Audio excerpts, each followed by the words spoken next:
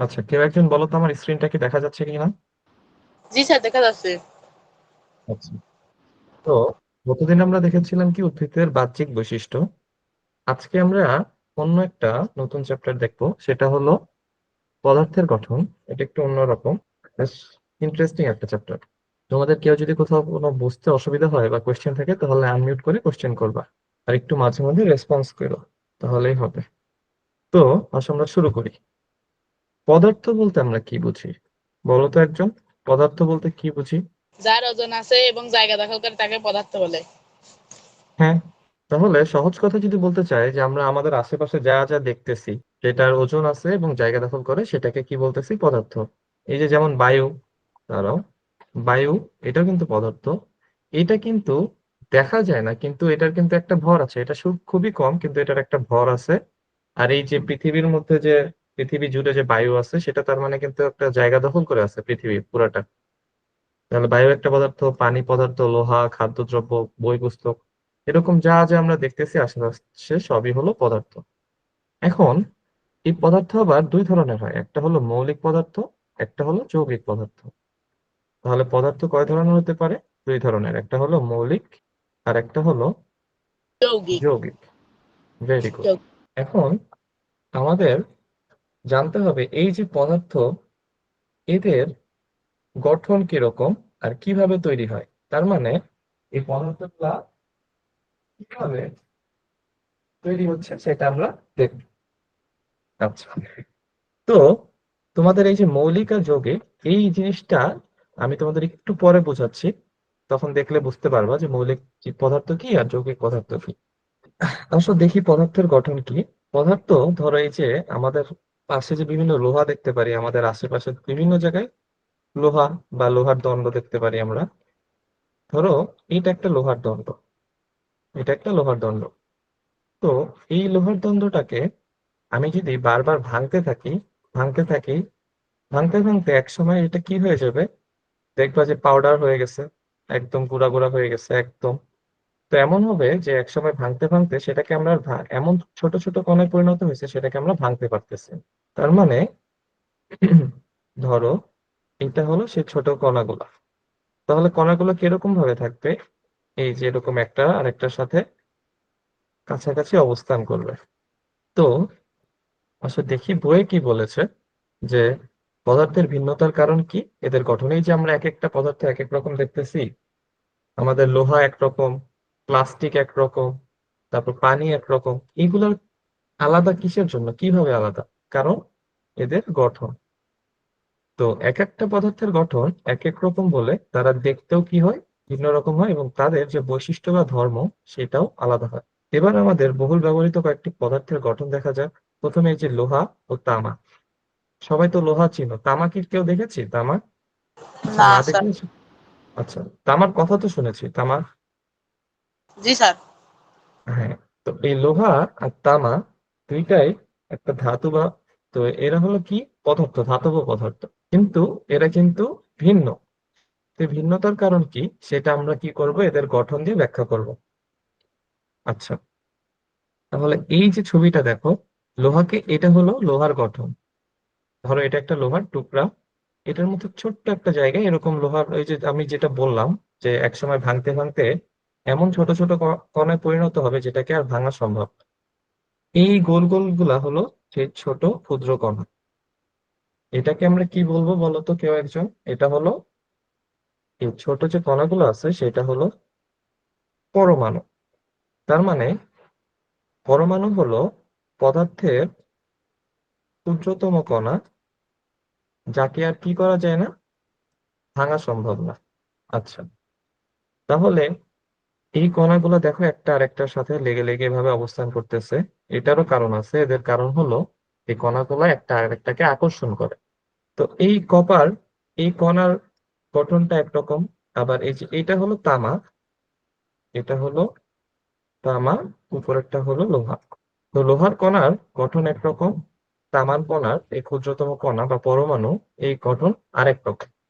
তো এই ক্ষুদ্রতম কণাগুলার গঠন আলাদা দেখে এদেরকে বাইরে থেকে দেখতেও আলাদা হয়। লোহার বৈশিষ্ট্য একরকম হয়, তামার বৈশিষ্ট্য আরেক রকম হয়। আচ্ছা, এখন আমরা দেখি যে মৌলিক পদার্থ কি আর যৌগিক পদার্থ কি। এই যে দেখো, এই যে পদার্থ, এটা তো একটা পদার্থ। এখানে লোহার মধ্যে কিন্তু শুধু লোহারই কণা আছে, আর কি অন্য কোনো পদার্থের কণা আছে? কণা কিন্তু না। নাই। হ্যাঁ, তাহলে এই লোহা, আবার তামার ক্ষেত্রেও কিন্তু সেম, যে শুধু তামার মধ্যে তামারই কণা আছে, অন্য কোনো পদার্থের কণা নেই। তাহলে যে সকল পদার্থ একটি মাত্র উপাদান দিয়ে তৈরি, একটি মাত্র উপাদান বলতে বোঝাচ্ছে যে শুধু লোহা থাকলে লোহারই কণা থাকবে, বা শুধু তামা থাকলে তামারই কণা থাকবে, তাদেরকে আমরা কি বলতেছি? মৌলিক পদার্থ। মৌলিক পদার্থ। তার মানে যেসব পদার্থকে আর কোনো একাধিক পদার্থে ভাগ করা যায় না, তারা নিজস্ব একটা একক পদার্থে গঠিত, সেটাই হলো মৌলিক পদার্থ। আর তাহলে যৌগিক পদার্থটা আমরা কি বলতে পারি? যৌগিক পদার্থ হলো যৌগিক পদার্থ হলো একাধিক মৌলিক পদার্থের সমন্বয়ে গঠিত থাকবে, একাধিক মৌলিক পদার্থ নিয়ে গঠিত। সেটা হইতে পারে যে তিনটা, চারটা, দুইটা। কিন্তু একটা যদি হয় মৌলিক পদার্থ, একটা পদার্থের মধ্যে শুধুমাত্র একটাই পদার্থ আছে, তাহলে সেটা কিন্তু মৌলিক হয়ে যাবে। আবার এরকম একাধিক মৌলিক পদার্থ নিলে সেটা কি হবে? যৌগিক পদার্থ। আসলে আমরা যৌগিক পদার্থের একটা উদাহরণ দেখি। তার আগে, এই যে আমরা, আমাদের বাতাসে কি আছে? হাইড্রোজেন আছে না? হাইড্রোজেন, অক্সিজেন, তারপর নাইট্রোজেন, অনেক কিছুই আছে। তো হাইড্রোজেনের যে কণা সেটাকে আমরা এইচ দিয়ে প্রকাশ করি, এইচ দিয়ে হাইড্রোজেন। আবার অক্সিজেনের যে কণা সেটাকে আমরা কি বলতেছি? পরমাণু, সেটাকে বলতেছি হলো অদিন। তো যেমন এই লোহা, তামা, এই পদার্থগুলোর ভিতরে শুধু এই যে এদেরই কণা আছে। তো হাইড্রোজেনের মধ্যেও কি থাকে? শুধু হাইড্রোজেনেরই কণা থাকবে। এই যে এই ছবিটা দেখো, শুধু হাইড্রোজেনেরই পরমাণু বা কণা আছে। এরকম অক্সিজেনের ক্ষেত্রেও তাই। অক্সিজেনের ক্ষেত্রে কি আছে দেখো, যে শুধু অক্সিজেনেরই পরমাণু দিয়ে গঠিত। তার মানে এই হাইড্রোজেন একটা মৌলিক পদার্থ, আবার অক্সিজেনও একটা মৌলিক পদার্থ, এটাকে আমরা বলতে পারি না? স্যার। হ্যাঁ, ভেরি গুড। কিন্তু আমরা তো এই যে দৈনন্দিন জীবনে যে পানি খাই, পানি কি দিয়ে গঠিত? এটা কি আমরা কেউ বলতে পারবো? স্যার, অক্সিজেন আর হাইড্রোজেন। Very good. পানি হলো হাইড্রোজেন আর অক্সিজেন দিয়ে গঠিত। তাহলে পানি কি বলতো, মৌলিক পদার্থ হবে নাকি যৌগিক পদার্থ হবে? স্যার, যৌগিক পদার্থ। Very good. যেহেতু এটা একাধিক মৌলিক পদার্থ নিয়ে গঠিত, তাহলে এটা হবে কি? একটা যৌগিক পদার্থ। আচ্ছা, তো আমাদের জীবনে আমরা এই যে লবণটাও দেখতেছি, চিনিটাও দেখতেছি। আবার এটার উদাহরণটা পরে আসি, পানিরটা শেষ করি। তাহলে পানিরটা কি থাকে? এই হাইড্রোজেন আর অক্সিজেন দুইটা মৌলিক পদার্থ দিয়ে পানির অণুগুলো গঠিত হয় দেখে, সেটাকে আমরা কি বলতেছি? যৌগিক যৌগিক। পদার্থ। এখন তোমাদের জন্য একটা ইম্পর্টেন্ট জিনিস মনে রাখতে হবে, যে মৌলিক পদার্থের ক্ষুদ্রতম যে কণা, এটাকে আমরা কি বলছিলাম বলতো? পরমাণু না? জি স্যার। হ্যাঁ। পরমাণুতে কি থাকতেছে? যে পরমাণু কিন্তু জাস্ট একটা নির্দিষ্ট উপাদান দিয়ে তৈরি, এমন একটা ক্ষুদ্রতম কণা একটা পদার্থের, যেটাকে আর ভাঙা যায় না। যৌগিক পদার্থ কি? তাহলে বলতো, যৌগিক পদার্থের ক্ষুদ্রতম কণা কি হবে? ক্ষুদ্র কণা মৌলিক কি সেটা পদার্থ। আমরা, সেটাকে আমরা বলবো হলো অণু। অণু। জিনিসটা কি? হ্যাঁ, অণু। জিনিসটা কিরকম? পানির মধ্যে তো হাইড্রোজেন আর অক্সিজেন থাকে। তো পানির এক একটা অণুতে, যে পানি তো তাহলে এরকম অণু আকারেই থাকবে, মানে এরকম ছোট ছোট কণা আকারেই থাকবে। ধরো এই প্রত্যেকটা হলো পানির ছোট কণা। তো এই অণুটাকে আমরা যদি আরো বিশ্লেষণ করি, এটাকে ভাঙা যায়। ভাঙলে আমরা কি দেখতে পারবো? যে একটা অণুতে দুইটা হাইড্রোজেন আর একটা অক্সিজেন এভাবে যুক্ত থাকে। বুঝছো? তাহলে কি হচ্ছে? যে পানির, এইটা হলো সেই অণুটা, এই পুরাটা। এই অণুর মধ্যে আবার কি হচ্ছে? দুইটা হাইড্রোজেনের পরমাণু আছে আর একটা অক্সিজেনের পরমাণু আছে। তাহলে আমরা এই পর্যন্ত কি কি শিখলাম? যে পদার্থ দুই ধরনের হইতে পারে, একটা হলো মৌলিক পদার্থ, একটা যৌগিক পদার্থ। তো এই মৌলিক পদার্থের যে ক্ষুদ্রতম কণা আছে, সেটাকে আমরা কি বলতেছি? পরমাণু। আর যৌগিক পদার্থের যে ক্ষুদ্রতম কণা আছে, সেটাকে আমরা বলতেছি হলো অণু। আচ্ছা, এখন বইয়ে ফেরত আসি। কি বলছে? যে লবণ হলো এই যে লবণ, তোমরা কি জানো লবণ যে আমরা খাই এটা কি যৌগিক পদার্থ নাকি মৌলিক পদার্থ? কেউ কি বলতে পারবা? কারোর কোনো আইডিয়া আছে? স্যার এটা যৌগিক পদার্থ। ভেরি গুড, এটা হলো যৌগিক পদার্থ। কিভাবে? কারণ লবণে সোডিয়াম একটা মৌলিক পদার্থ আছে, ক্লোরিন আর একটা মৌলিক পদার্থ, তার মানে লবণ হলো সোডিয়াম আর ক্লোরিন এই দুইটা দিয়ে তারপর গঠিত হয়েছে। এর জন্য এটা একটা যৌগিক পদার্থ। তারপর চিনি, চিনিও একটা কি হলো যৌগিক পদার্থ। এটাতে তিনটা মৌলিক পদার্থ আছে, একটা হলো কার্বন, হাইড্রোজেন, অক্সিজেন। এই তিনটা ভিন্ন উপাদান বা তিনটা মৌলিক পদার্থ দিয়ে গঠিত। এখন এই দেখো কি বলছে, আমরা যদি লবণকে বা লবণের যে রাসায়নিক নাম সেটাকে কি বলতেছি, সোডিয়াম ক্লোরাইড। এটা আমরা একটু মনে রাখবো যে লবণের রাসায়নিক নামটা কি, সোডিয়াম ক্লোরাইড। কারণ কি থাকতেছে, এটাতে সোডিয়াম থাকতেছে আর ক্লোরিন থাকতেছে। যেহেতু সোডিয়াম আর ক্লোরিন দিয়ে গঠিত হয়েছে এর জন্য এটাকে আমরা বলতেছি সোডিয়াম ক্লোরাইড। আচ্ছা, তাহলে প্রথমে কি, এটাকে যদি আমরা ভাঙতে থাকি লবণকে, লবণের বড় দানা থেকে আস্তে আস্তে ছোট দানায় পরিণত হবে। আবার প্রাপ্ত ছোট দানাকে আবার যদি আমরা আরো ভাঙতে থাকি তাহলে আরো ক্ষুদ্র দানায় পরিণত হবে। এইভাবে ভাঙতে ভাঙতে একসময় আমরা এটা একটা ক্ষুদ্রতম দানায় পাবো। তখন সেটাকে কি করব, আর খালি চোখে দেখা যাবে না।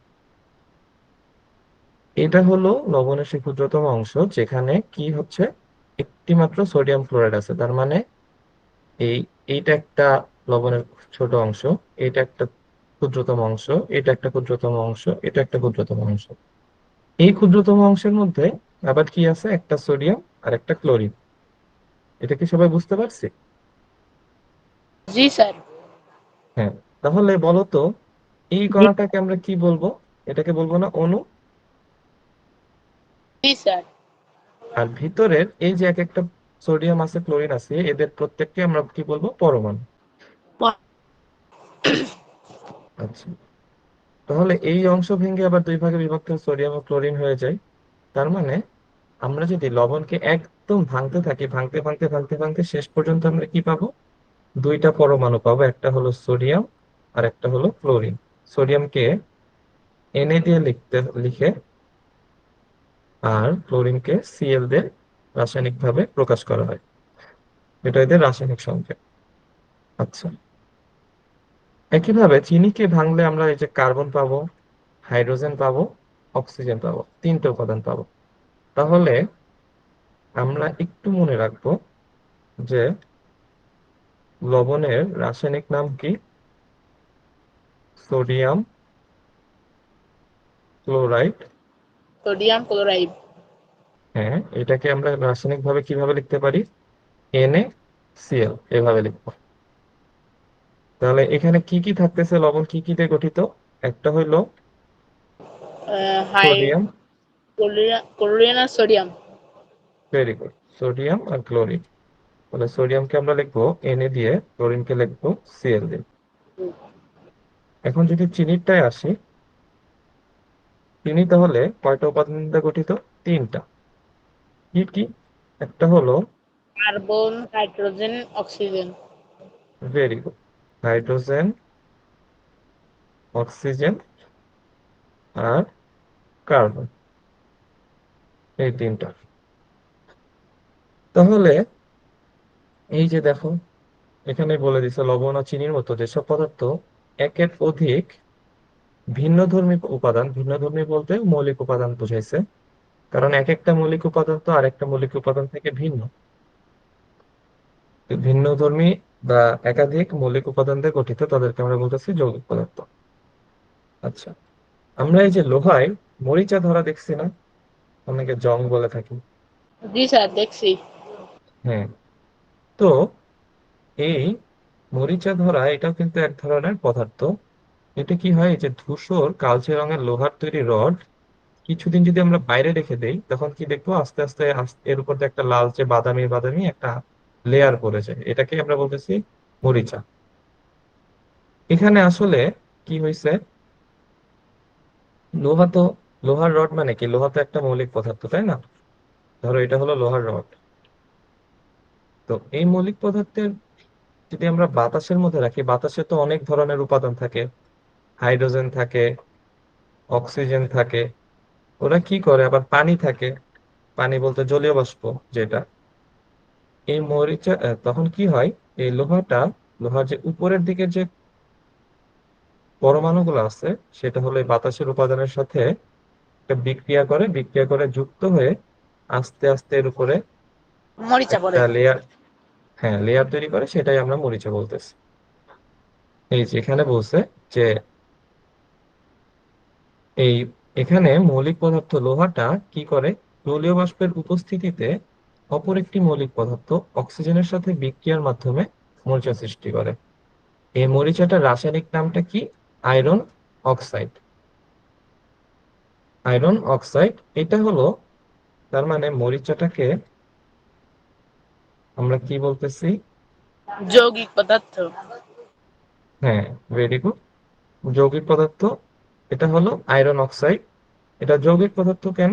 কারণ এটা হইলো আয়রন বা লোহা আর হলো অক্সিজেন দিয়ে তৈরি, তাই এই দুইটা মৌলিক উপাদান দিয়ে গঠিত।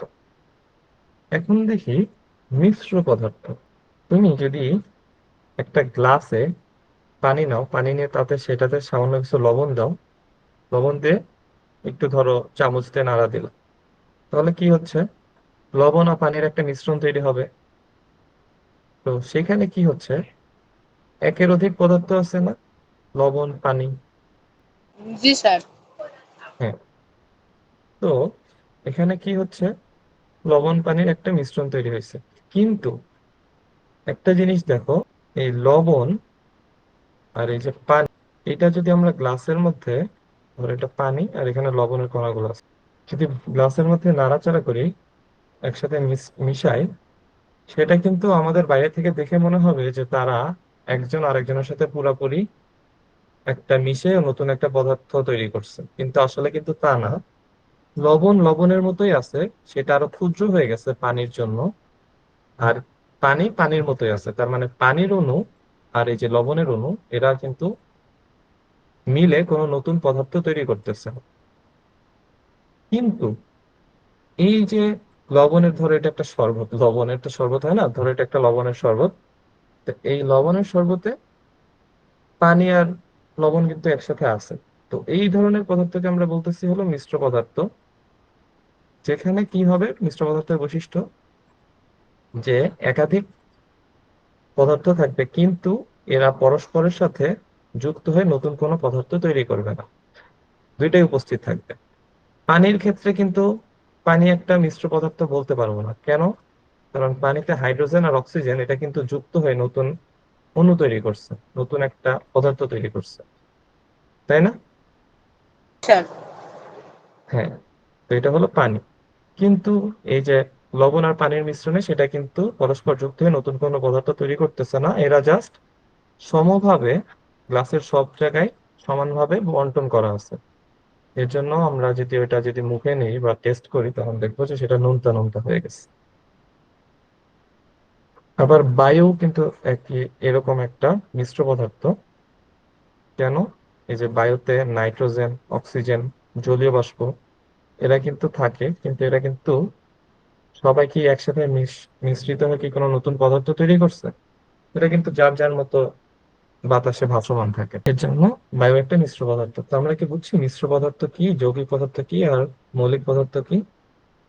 তার মানে আমরা এই যে প্রথমে দেখছিলাম মূলত পদার্থ দুই প্রকার, কিন্তু এই মিশ্র পদার্থ ধরলে পদার্থ কয় প্রকার হয়? তিন প্রকার। একটা হলো মৌলিক, যৌগিক আর মিশ্র। সবাই কি বুঝছি যে যৌগিক পদার্থ আর মিশ্র পদার্থের মধ্যে পার্থক্যটা কি? জি স্যার। আচ্ছা, ঠিক আছে। এখন আমরা দেখি যে এই যে ক্ষুদ্রতম কণা বা পরমাণু বা অণু, মৌলিক পদার্থের ক্ষেত্রে পরমাণু, যৌগিক পদার্থের ক্ষেত্রে অণু, এই ক্ষুদ্রতম কণা কিছু মতবাদ দিছে বিজ্ঞানীরা, সেটা আমরা দেখি। মৌলিক বা যৌগিক পদার্থকে ক্রমাগত ভাঙতে ভাঙতে এক পর্যায়ে একটি ক্ষুদ্রতম কণায় পরিণত হয়, এটা আমরা জেনে আসছি। তো এই ক্ষুদ্রতম কণার বিষয়ে বিজ্ঞানী এবং দার্শনিকগণ নানা রকম মতবাদ দিয়েছে। তো ওনাদের মধ্যে গ্রিক দার্শনিক ডেমোক্রিটাসের নাম শুনছি না আমরা সবাই? ডেমোক্রিটাস। তো হুম, এই গ্রিক দার্শনিক ডেমোক্রিটাস কি করছে, খ্রিস্টপূর্ব 400 অব্দে সর্বপ্রথম, মানে উনি সবার আগে এই পদার্থের ক্ষুদ্রতম কণা নিয়ে মতবাদ পোষণ করে। তাহলে তোমাদের যদি কোয়েশ্চেন আসে যে পদার্থের ক্ষুদ্রতম কণার ক্ষুদ্রতম কণা নিয়ে সর্বপ্রথম কে মতবাদ দেয়, তাহলে কি হবে? ড্রোমকিটাস। হ্যাঁ, এটা হলো ডেমোক্রিটাস, গ্রিক দার্শনিক কিটাস। ডেমোক্রিটাস। Very good. এটা হলো সর্বপ্রথমে উনি দেয় কত সালে? খ্রিস্টপূর্ব 400 অব্দে। আচ্ছা, তা সে যে মতবাদটা দিছে সেখানে উনি কি বলছে, তার মতে সকল পদার্থ ক্ষুদ্র ক্ষুদ্র অবিভাজ্য কণা দিয়ে তৈরি। ক্ষুদ্র ক্ষুদ্র অবিভাজ্য কণা দিয়ে তৈরি। এই ক্ষুদ্রতম কণার নাম দেয় কি? পরমাণু বা অ্যাটম। এটা তো একটু আগে আমরা দেখে আসলাম। তো এই মতবাদটাই ওনার ধারণা থেকে আসছে, ওনার মতবাদ থেকে আমরা এখানে জানতে পারলাম যে কি, যে প্রত্যেকটা পৃথিবীতে যত পদার্থ আছে সবগুলাই ছোট ছোট এরকম অনেক ক্ষুদ্রতম কণা দিয়ে গঠিত, যেগুলা কি অবিভাজ্য। অবিভাজ্য মানে কি? সেটাকে আর আমরা ভাঙতে পারবো না। ভাঙতে ভাঙতে এমন পর্যায়ে যাব সেটাকে পরে আর ভাঙা সম্ভব না। আচ্ছা, তো এই পদার্থগুলোর নাম কি দিচ্ছেন উনি? পরমাণু বা অ্যাটম। এটা একটু আমরা মনে রাখবো যে গ্রিক দার্শনিক ডেমোক্রিটাসের মতে সকল পদার্থ ক্ষুদ্র ক্ষুদ্র অবিভাজ্য কণা দিয়ে তৈরি, যেটার নাম হলো পরমাণু বা অ্যাটম। অ্যাটম কথাটা তিনি নিয়েছিলেন একটা গ্রিক শব্দ অ্যাটমস থেকে। তাহলে এই অ্যাটম কথাটা কোথা থেকে আসছে? অ্যাটমাস থেকে। ভেরি গুড, অ্যাটমস থেকে। যেটার অর্থটা কি? যে অবিভাজ্য বা যেটার ভাঙা যায় না। তাহলে বুঝছি আমরা এই যে পরমাণু যে ভাঙা যায় না, এর কেন এর নাম যে অ্যাটম দিছে, কারণ এর অর্থটাই কি? অ্যাটমস থেকে আসছে অ্যাটম। অ্যাটমসের অর্থ কি? যে অবিভাজ্য, যেটা আর ভাঙা যায় না। এখন জি।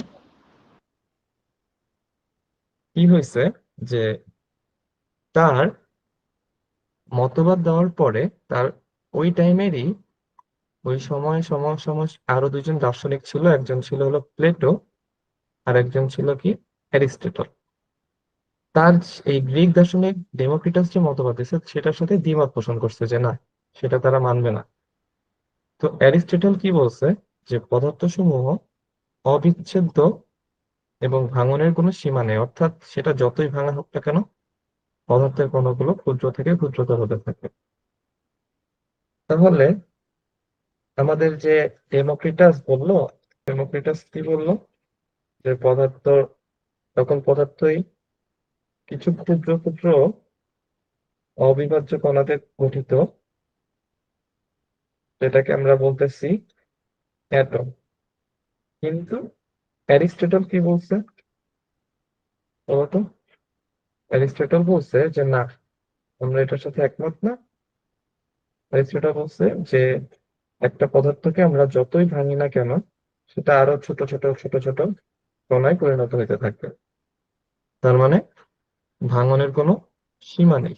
এটা কি বুঝছি? জি স্যার। আচ্ছা, এখন 1803 সালে আরেকজন বিজ্ঞানী, যার নাম হলো জন ডাল্টন, তিনি কিছু পরীক্ষা করে, সেই পরীক্ষার রেজাল্টের উপর ভিত্তি করে কিছু এই পদার্থের যে ক্ষুদ্রতম কণা, মানে এই যে অ্যাটম, এটা নিয়ে কিছু মতবাদ দেয়। তো এই মতবাদটা ওনার নাম অনুসারে ডাল্টনের পরমাণু বাঁধ হিসেবে পরিচিত। এটা আমরা মনে রাখবো যে 1803 সালে জন ডাল্টন নামের একজন ইংরেজ বিজ্ঞানী পদার্থের ক্ষুদ্রতম কণা সম্পর্কে কিছু মতবাদ দেয়, যেটাকে কি বলতেছি আমরা? ডাল্টনের পরমাণুবাদ। আচ্ছা, তো ডাল্টনের মতে তার যে মতবাদ আছে সেখানে বেশ কিছু পয়েন্ট আছে, আমরা দেখি উনি কি কি বলছিল। উনি প্রথমে বলছে এই যে মৌলিক পদার্থ সমূহ পরমাণু নামক ক্ষুদ্র ক্ষুদ্র কণা দিয়ে গঠিত। তার মানে এইটা কার সাথে মিল আছে বলতো? এই যে ডেমোক্রিটাস যেটা বলছে সেটার সাথে মিল আছে না? জি স্যার। হ্যাঁ। তাহলে ফার্স্ট কথাটা কি বলছে, যে মৌলিক পদার্থ সমূহ পরমাণু নামের কিছু ক্ষুদ্র ক্ষুদ্র কণা দিয়ে গঠিত। সেকেন্ডে কি বলছে, একটি মৌলের বা মৌলিক পদার্থের সকল পরমাণু একই রকম। এই যে আমরা তো দেখে আসলাম যে একটা লোহা তো তোমার মৌলিক পদার্থ, এর মধ্যে যত পরমাণু আছে, যে ক্ষুদ্র ক্ষুদ্র কণাগুলো আছে, সবগুলা একই রকম দেখতে, এদের বৈশিষ্ট্য গঠন সব একই রকম। এটাই এখানে বলছে। তাহলে এই যে মৌলের যে সকল পরমাণু আছে সেটার আকার, ভর এবং রাসায়নিক যে ধর্ম আছে সব একই। 3 নম্বরে কি বলছে, একটি মৌলের পরমাণু সমূহ অপর মৌলের পরমাণু সমূহ হতে ভিন্ন রকম। এটা তো স্বাভাবিক, না হলে তো যদি একটা মৌলের পরমাণু আরেকটা মৌলের পরমাণুর মতো হয়ে যেত, তাহলে তো সেটা সেই পদার্থটাই হইতো, আলাদা কোনো পদার্থ হইতো না। এর জন্য কি বলছে, যে মৌলের পরমাণু সমূহ অপর মৌলের পরমাণু সমূহ হতে ভিন্ন রকম, অর্থাৎ ভিন্ন ভিন্ন মৌলের পরমাণুর আকার, ভর, ধর্ম ভিন্ন ভিন্ন। এটা কি সবাই বুঝছি? জি স্যার। আচ্ছা। 4 নম্বরে কি বলছে, যে যৌগিক পদার্থ সমূহ একের অধিক মৌলিক পদার্থ দিয়ে গঠিত। এটা তো আমরা দেখে আসলাম যে যৌগিক পদার্থ সমূহ একের অধিক মৌলিক পদার্থ দিয়ে গঠিত। বিভিন্ন মৌলের পরমাণু সমূহ সরল অনুপাতে যুক্ত হয়ে যৌগিক পদার্থ বা যৌগ তৈরি করে। আচ্ছা, এটা একটু বলি, যে বিভিন্ন মৌলের পরমাণু সমূহ এই যে যৌগিক পদার্থ তৈরি করে বা যৌগ তৈরি করে সরল অনুপাতে, সেটা জিনিসটা কি? আমি তোমাদেরকে একটু আগে পানির উদাহরণ বলছিলাম। পানি একটা যৌগিক পদার্থ, তাই না? জি। জি স্যার। পানিতে কি হয়, একটা অক্সিজেনের অণু থাকে আর 2টা হাইড্রোজেনের অণু থাকে। তাহলে এখানে হাইড্রোজেন আর অক্সিজেনের অনুপাতটা কত হচ্ছে? 2:1 না? জি স্যার। জি স্যার। হ্যাঁ। সরল অনুপাত বলতে এটাই বলছে যে কখনো এরকম হইতে পারবে না যে একটা হাইড্রোজেনের অর্ধেক পরমাণু তোমার অক্সিজেনের অর্ধেক পরমাণু বা 3/4 পরমাণুর সাথে যুক্ত হয়েছে। তার মানে সবসময় একটা পূর্ণ সংখ্যাতে যুক্ত থাকবে। তারপর এরকম যদি আরেকটা উদাহরণ দেই, যে ধরো এই যে লবণ, লবণের সংকেতটা কি ছিল? Sodium chloride, NaCl। তো এইখানেও কিন্তু একটা মাত্র, এই যৌগটাতে কি হয়, একটা মাত্র সোডিয়ামের অণু থাকবে আর একটা মাত্র ক্লোরিনের অণু থাকবে, মানে সরি পরমাণু থাকবে। তাহলে এইখানে সোডিয়াম আর ক্লোরিনের এই মৌলের পরমাণু সমূহের অনুপাতটা কত? 1:1 না এই জায়গায়? জি স্যার। হ্যাঁ। তাহলে দেখো, এটাও কিন্তু সরল অনুপাতে যুক্ত হয়েছে, যে এটাতে এমন হয়তো হয় না যে এখানে 0.5 এখানে 1, অথবা এখানে 4.2 এখানে 5, এরকম কিন্তু হয় নাই। এটা একটা সরল অনুপাতে সবসময় যুক্ত থাকবে। তো আমরা কি বুঝছি যে সরল অনুপাতটা কিভাবে হইলো, যে জি মৌলের স্যার। পরমাণু আচ্ছা। তাহলে যদি বুঝে থাকি, তাহলে এখন 5 নাম্বারটা দেখি কি বলছে। 5 নাম্বারটা বলছে যে একটি রাসায়নিক বিক্রিয়ায় পরমাণু সমূহের সৃষ্টি বা ধ্বংস হয় না। তাহলে রাসায়নিক বিক্রিয়া বলতে কি হয়, এই যে লবণটা যে তৈরি হয়েছে, এখানে তো সোডিয়াম আর ক্লোরিন এই দুইটা তো যুক্ত হয়ে যৌগটা তৈরি করছে, ওই লবণের অণুটা। এরা যুক্ত হয়েছে কিভাবে? কোন একটা রাসায়নিক বিক্রিয়ার মাধ্যমে। জি স্যার। তো এই রাসায়নিক বিক্রিয়ায় কিন্তু নতুন কোনো পরমাণু সৃষ্টি হয় না, যেটা আমরা জানি না যে হুট করে এরা যুক্ত হয়ে নতুন কোনো পরমাণু সৃষ্টি হয়েছে, অথবা এই দুইটার মধ্যে কোনোটা যে ধ্বংস হয়ে যাবে এমনও হয় না। এই দুইটাই কি হয়েছে, একটা আরেকটার সাথে খালি যুক্ত হয়েছে। এবং এই দুইটা কিন্তু একটা আরেকটার থেকে কিন্তু কি থাকবে, আলাদা থাকবে। এটা কি বুঝছি, যে রাসায়নিক বিক্রিয়ায় যে যৌগ তৈরি হয় সেক্ষেত্রে কিন্তু নতুন কোনো পরমাণু সৃষ্টি বা ধ্বংস হয় না, খালি জি একটা স্যার। অণু আরেকটার সাথে যুক্ত হবে এবং তারা একে অপরের থেকে আলাদা থাকবে। তো তাহলে এইখানে আমরা প্রথমে কি দেখলাম আমরা একটু রিভিউ করি। আহ, আচ্ছা, আমরা একটু রিভিউ করি, কই গেল? হ্যাঁ, যে ফার্স্টে এই যে পরমাণুর যে ক্ষুদ্রতম কণার মতবাদ, সেটা প্রথমে কে দিচ্ছিল? সর্বপ্রথম গ্রিক দার্শনিক ডেমোক্রিটাস। কত সালে দিছিল? খ্রিস্টপূর্ব 400 অব্দে। উনি কি বলছিল বলতো? যে সকল পদার্থ ক্ষুদ্র ক্ষুদ্র অবিভাজ্য কিছু কণা দিয়ে গঠিত, যেটাকে কি বলছে? অ্যাটম। অ্যাটম। তারপরে এই তার সমসাময়িকই আরো দুজন বিজ্ঞানী, একজন হলো প্লেটো আর একজন হলো অ্যারিস্টটল। এই যে উনি মতবাদটা দিছে, সেটার সাথে কি করছে? দ্বিমত পোষণ করছে। তার মানে অ্যারিস্টটল ও প্লেটো এই মতবাদটার সাথে দ্বিমত পোষণ করছে। দ্বিমত পোষণ করছে। দ্বিমত পোষণ করার পরে তখন অ্যারিস্টটল কি করলো? আরেকটা নতুন মতবাদ দিল। অ্যারিস্টটল অ্যারিস্টটল বলল যে পদার্থ সীমাহীনভাবে ভাঙা যায়। সীমাহীনভাবে ভাঙা যায়, তার মানে এটাকে তুমি যতই ক্ষুদ্র করবে সেটা ক্ষুদ্র হতে থাকবে। তারপরে কি দেখলাম আমরা? এরপরে 1803 সালে ইংরেজ বিজ্ঞানী কি? John Dalton. ডাল্টন এই যে অ্যাটম বা পরমাণু আছে, এটা নিয়ে কিছু মতবাদ পোষণ করে, মতবাদ দেয়। সেটাকে আমরা কি বলতেছি? ডাল্টনের পরমাণুবাদ। মতবাদ। হ্যাঁ। জি স্যার। তো এইখানে আমরা আরো বেশ কিছু পয়েন্ট দেখলাম। এটা তো আমরা ডিটেলস এক্সপ্লেইন করলাম। এগুলো একটু তোমরা মনে রাখতাম। Yes. ডাল্টনের পরমাণুবাদ যদি বলে, তখন তোমরা এই 5টা পয়েন্ট লিখে দিবা। সবাই তো বুঝছি এই পয়েন্ট গুলা যে কি কি বলছে, তাই না? জি স্যার। আচ্ছা, এখন আমরা দেখি পরমাণু এবং অণু। এটা আমরা দেখে আসছি, তাও আরেকবার দেখি কি বলছে এখানে। যে ডাল্টনের মতবাদ থেকে জানলাম পদার্থ ক্ষুদ্র ক্ষুদ্র কণা দিয়ে গঠিত। এই যে 1 নাম্বারটা, এই ক্ষুদ্র কণাদেরকে কি বলতেছে? পরমাণু। এই পরমাণু স্বাধীন বা মুক্ত অবস্থায় থাকতে পারে না।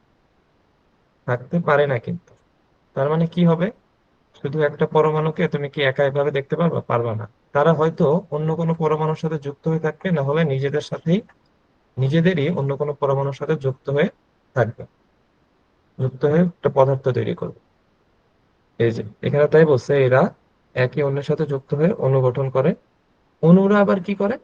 এই অণুটা আবার মুক্ত অবস্থায় থাকতে পারে। এই যে লবণের অণু আমরা দেখি না, এরাতে কিন্তু আলাদা রাখলে কিন্তু সমস্যা হয় না, এরা কিন্তু মুক্ত অবস্থায় থাকতে পারে। তারপর এই যে বাতাসের মধ্যে যে জলীয় বাষ্প কণা, সেটাও মুক্ত অবস্থায় থাকতে পারে। কিন্তু কখনো এমন দেখবো না যে বাতাসে একটা মাত্র হাইড্রোজেনের পরমাণু সেটা মুক্ত অবস্থায় আছে। হাইড্রোজেন থাকলে ইউজুয়ালি হাইড্রোজেন আরেকটা হাইড্রোজেনের সাথে যুক্ত হয়ে তারপর থাকে। হ্যালো। হ্যাঁ, কেউ কিছু বলবা? আচ্ছা, তোমাদের যদি কোশ্চেন থাকে তাহলে বইলো, আনমিউট করে, সমস্যা নেই। তারপর কি বলছে? যে মৌলিক পদার্থের বেলায় শুধু ওই পদার্থের পরমাণুগুলা যুক্ত হয়ে অণু গঠন করে। এই যে যেমন হাইড্রোজেন, এখানে শুধুমাত্র হাইড্রোজেনের পরমাণু আছে। যেমন যদি এরকম অক্সিজেনও সেম ভাবে যুক্ত হয়ে থাকে, যে অক্সিজেন, দুইটি অক্সিজেন পরমাণু যুক্ত হয়ে একটা অক্সিজেন অণু গঠন করে। এই যে দেখ, এই একটা অণু, এই একটা অণু, দুটো মিলে একটা অক্সিজেন অণু তৈরি করছে। অন্যভাবে বলা যায়, অক্সিজেন নামের মৌলিক পদার্থ ক্ষুদ্র ক্ষুদ্র কি দ্বারা গঠিত? অণু দ্বারা গঠিত। এই যে আমি তোমাদেরকে বলছি, এই অক্সিজেনের নামের মৌলিক পদার্থ এই যে ছোট ছোট অক্সিজেন অণু দ্বারা গঠিত। আবার যদি আমরা এই অণুকে আরো যদি ভাঙতে চাই, তখন আমরা কি পাবো? এরকম অক্সিজেনের পরমাণু পাবো। বাট নর্মালি কি হয়? ক্ষুদ্র ক্ষুদ্র অণু দিয়ে গঠিত। এটা কিন্তু ক্ষুদ্রতম না, এর চেয়েও কিন্তু ক্ষুদ্র হতে পারে। এর চেয়ে ক্ষুদ্র কোনটা? এই যে অণু, এই সরি, পরমাণু। আবার অক্সিজেনের একটি অণুকে ভাঙলে আমরা কি পাবো? দুইটা অক্সিজেনের পরমাণু পাবো। একটু কি বুঝছি সবাই? জি স্যার। আচ্ছা, এখন দেখো, এই যে ধরো এটা একটা পাত্র, এই পাত্রে এই একটা অক্সিজেনের অণু, এরকম অক্সিজেনের বেশ কিছু অণু মুক্ত অবস্থায় আছে। আমরা কি বলছিলাম যে অণুগুলো মুক্ত অবস্থায় থাকতে পারে, কিন্তু এই এই যে এক একটা পরমাণু সেটা কিন্তু মুক্ত অবস্থায় থাকতে পারবে না। এটা কিন্তু এই যে এটার সাথে যুক্ত হয়ে আছে এই আর একটা পরমাণুর সাথে। জি স্যার। আচ্ছা, এবার আসো আমরা যৌগিক পদার্থটা দেখি। যৌগিক পদার্থ এই যে পানি, এই একটা পাত্রে কয়েক ফোঁটা পানি নিয়ে একে ক্ষুদ্র ক্ষুদ্র অংশে ভাগ করতে থাকি। এক পর্যায়ে স্যার আমরা কি যৌগিক পদার্থ কি? আচ্ছা, যৌগিক পদার্থ হলো তোমার যৌগিক পদার্থ হচ্ছে উপরে দেখাইছি, দেখো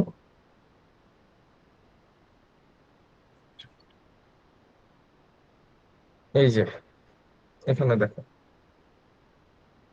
তোমার মৌলিক পদার্থ তো আমরা জানি মৌলিক পদার্থের মধ্যে কি থাকবে। শুধুমাত্র ধরো যদি লোহা থাকে তার মানে সবগুলা কণা লোহারই থাকবে, আর অন্য কোনো পদার্থ থাকবে না। আর যৌগিক পদার্থ মানে ওই পদার্থটার মধ্যে একাধিক পদার্থ থাকবে। তার মানে শুধুমাত্র যে পানি থাকবে, হাইড্রোজেন থাকবে এমন না, হাইড্রোজেনের সাথে অক্সিজেনও থাকতে পারে, আবার ধরো সালফার থাকতে পারে, এরকম। মানে একাধিক মৌলিক পদার্থ দিয়ে গঠিত হবে, শুধুমাত্র একটা থাকবে না। কিন্তু মৌলিক পদার্থতে কি থাকবে? একটা মাত্রই উপাদান থাকবে। যৌগিক পদার্থে একাধিক উপাদান থাকবে। তুমি কি বুঝছো যে কোশ্চেনটা করছিলা? জি স্যার। আচ্ছা, ঠিক আছে। তাহলে এই যে আসো এটা দেখি, আমরা এখানে ছিলাম যে পানির অণুকে যদি কয়েক ফোঁটা পানি নিয়ে সেটাকে যদি আরো ক্ষুদ্র ক্ষুদ্র অংশে ভাগ করতে থাকি, এক পর্যায়ে আমরা ছোট্ট এক ফোঁটা পানি পাবো। সেই এক ফোঁটা পানিও কিন্তু আবার অনেক অসংখ্য কণার সমষ্টি, যেটা আমরা খালি চোখে বুঝতে পারি না।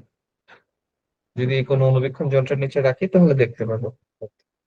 এক পর্যায়ে হয়তো আমরা একটি মাত্র পানির কণা পাবো যেটি যুক্ত অবস্থায় থাকতে পারে।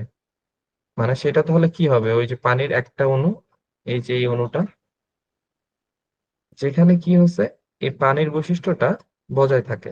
এই ক্ষুদ্র কণাটি হলো এই যে যেটা বললাম পানির অণু। এই যে দেখো, এইটা হলো ওই যে পানি। এই পানিতে এই যে এক একটা দেখতেছো এটা হলো এক একটা পানির এই অণুটা। এই অণুকে এই যে যে কালো অংশটা দেখতেছো সেটা হলো অক্সিজেন, আর এই যে দুইটা সাদা অংশ দেখতেছো সেটা হলো হাইড্রোজেন। তার মানে এই কালো একটা অক্সিজেনের পরমাণু আর দুইটা হাইড্রোজেনের পরমাণু মিলে এই একটা পানির অণু তৈরি করছে। এই যে জি এখানে স্যার। বলছে যে একটি পানির অণুকে ভাঙলে আরো ক্ষুদ্র কণা পাওয়া যায়, তবে সেগুলো কিন্তু স্বাধীনভাবে থাকতে পারে না। আমরা একটু আগে দেখে আসছি যে একটা পরমাণু একা স্বাধীনভাবে থাকতে পারে না, সেটা অন্যের সাথে যুক্ত হয়ে থাকে। আবার জি সেগুলো স্যার। কিন্তু পানির বৈশিষ্ট্য ধারণ করবে না। কারণ পানির বৈশিষ্ট্য কি? পানির অণুতে পানি মানে আমাদের সেখানে থাকতে হবে হাইড্রোজেন আর অক্সিজেন। তার মানে শুধু হাইড্রোজেন কি পানির বৈশিষ্ট্য বহন করবে? করবে না। আবার শুধু অক্সিজেন কি পানির বৈশিষ্ট্য বহন করবে? করবে না। এই দুইটা হাইড্রোজেন আর অক্সিজেন মিলে যখন একসাথে যুক্ত হবে, এই পুরো অণুটা পানির বৈশিষ্ট্য বহন করবে। আচ্ছা, এখন দেখি কি বলছে। আসলে তারা আর পানির কণা থাকে না, একটি পানির অণুকে ভাঙলে একটি এই যে অক্সিজেন পরমাণু আর দুইটা হাইড্রোজেন পরমাণু পাওয়া যায়। অন্যভাবে বলা যায় একটি অক্সিজেন পরমাণু ও দুইটি হাইড্রোজেন পরমাণু যুক্ত হয়ে একটা পানির অণু গঠন করছে। এই যে এখানে যেটা তোমাদের বলছিলাম, এই কালোটা হলো অক্সিজেন আর দুই পাশের দুইটা হলো হাইড্রোজেন, এটা হলো অক্সিজেন।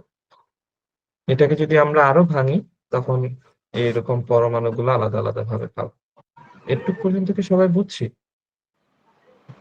জি স্যার। আচ্ছা, এখন দেখো কি বলছে, যে তাহলে পরমাণু আর অণুর পার্থক্যটা কি দেখলাম? যে পরমাণু নামক যে ক্ষুদ্র কণা আছে, যেটা হলো কি পদার্থের ক্ষুদ্রতম কণা, এরা স্বাধীন অবস্থায় থাকতে পারে না, এই একটা পরমাণুর বৈশিষ্ট্য। তারপর অণুর ক্ষেত্রে কি? দুই বা তার চেয়ে বেশি দুই বা তার চেয়ে বেশি পরমাণু মিলে কি গঠন করবে? অণু গঠন করবে। একই ধরনের পরমাণু মিলে মৌলিক পদার্থের অণু গঠন করবে, আর দুই বা ততোধিক পদার্থের পরমাণু মিলে কি করবে? যৌগিক পদার্থের অণু গঠন করবে। এই অণুগুলো কিন্তু আবার স্বাধীনভাবে থাকতে পারে। আচ্ছা, তাহলে আসলে আমরা একটু রিক্যাপ করি কি বলছে। দেখো, তাহলে আমরা কি দেখলাম? যে পরমাণু এটা কি হবে? স্বাধীনভাবে থাকতে পারে না। তারপর এই পরমাণু দুই বা ততোধিক পরমাণু মিলে কি গঠন করবে বলতো? Very good. অণু গঠন করবে। তারপর কি দেখলাম? এখন আমরা দেখতেছি হলো, ও আচ্ছা দাঁড়াও, হুম, এটা আমরা দেখলাম হলো পরমাণুর জন্য। এখন আমরা দেখি হলো অণুর জন্য। অণুর জন্য কি? অণুরা কিন্তু স্বাধীনভাবে থাকতে পারে। স্বাধীনভাবে থাকতে পারে। এই অণু দুই রকমের হতে পারে। একটা হলো, ধরো, দুই রকম অণু গঠন হতে পারে। একটা হলো মৌলিক পদার্থের, আর একটা হলো যৌগিক পদার্থ। যৌগিক পদার্থের। তো মৌলিক পদার্থের অণুগুলো কোনটা হবে? যে পদার্থে যে অণুগুলো তো কি দিয়ে গঠন হয়েছে? পরমাণু দিয়ে। দুই বা তার চেয়ে বেশি পরমাণু দিয়ে। যখন এই পরমাণুগুলা কি হবে? সব একই রকম হবে, পরমাণুগুলো সেম। আর এখানে কি হবে? পরমাণুগুলো সব একই রকম হবে না, কিছুটা জি হলেও স্যার। ভিন্ন হবে। কিছু ভিন্ন থাকবে। আচ্ছা, তো সবাই আমরা বুঝছি এটা? জি স্যার। আচ্ছা, তাহলে বলো তো, এটা একটা ক্ষুদ্রতম কণা। এটা ধরো হাইড্রোজেনের। এটাকে আমরা কি অণু বলতে পারবো নাকি পরমাণু বলতে পারবো? সা- কি বলবো? পরমাণু না? পরমাণু। পরমাণু। এখন এইটার সাথে যদি আরেকটা হাইড্রোজেন যুক্ত হয়, তখন সেটাকে আমরা কি বলবো? এই পুরাটাকে অণু বলবো না? দুই বা তার চেয়ে বেশি, যেখানে দুইটা পরমাণু গঠিত হয়েছে, দুইটা পরমাণু যুক্ত হয়েছে। আবার এই যে একটা দুইটা হাইড্রোজেন আর এই একটা অক্সিজেন, এগুলো আবার যুক্ত হয়েছে। যুক্ত হয়ে কি করছে? এটা আরেকটা অণু গঠন করছে। এখানে দুইটা অণুই একই রকম, এটাও একই রকম, এটাও একই রকম। এর জন্য এই অণুটা মৌলিক পদার্থ গঠন করবে। আবার এখানে দেখো, দুইটা হাইড্রোজেন হইলেও আরেকটা কিন্তু আলাদা, অক্সিজেন। এটা করবে হলো যৌগিক পদার্থ, যৌগিক পদার্থের অণু। তাহলে এইটা হলো আমাদের পরমাণু আর অণুটা গেল। এখন তোমরা বলো, এই যে আজকে আমরা যা দেখলাম এই পর্যন্ত, প্রথম থেকে, এটা নিয়ে কারো কোনো কোয়েশ্চেন আছে কিনা? কোনো কিছু আরেকবার বললে ভালো হতো, বা বুঝো নাই? না। বাকিদের, বাকিরা কি সবাই বুঝছো? জি স্যার। আচ্ছা, যদি বাকিরা সবাই বুঝে থাকো, তাইলে তোমরা এই পুরাটা যেটুক পর্যন্ত দেখাইছি, এটা বাসায় আর একবার নিজে নিজে পড়বা, দেখবা বুঝতে পারবা। যদি না বুঝো তাহলে আমাকে পরের ক্লাসে অবশ্যই বলবা। নেক্সট দিন থেকে আমরা এই পরমাণু, আজকে তো পরমাণু অণুর গঠন দেখলাম, এদের ভিন্নতা দেখলাম। নেক্সট দিনে আমরা কি দেখবো? এই পরমাণুকে, অণুকে বিভিন্ন রাসায়নিক ভাবে প্রকাশ করা যায়, বিভিন্ন সংকেত দিয়ে। সেটা কিভাবে প্রকাশ করে, কিরকম হয়, সেটা দেখবো। এই যে বিভিন্ন ধরনের যৌগ গঠন হয়েছে, এগুলো কিভাবে তৈরি হয়েছে, এগুলোর সংকেতগুলো কিভাবে আসছে, আমরা সেটা নিয়ে দেখবো। তো আজকে তোমাদের ক্লাস তাহলে এই পর্যন্তই ছিল। যদি কারো কোনো কোয়েশ্চেন না থাকে তাহলে তোমরা আজকে যেতে পারো।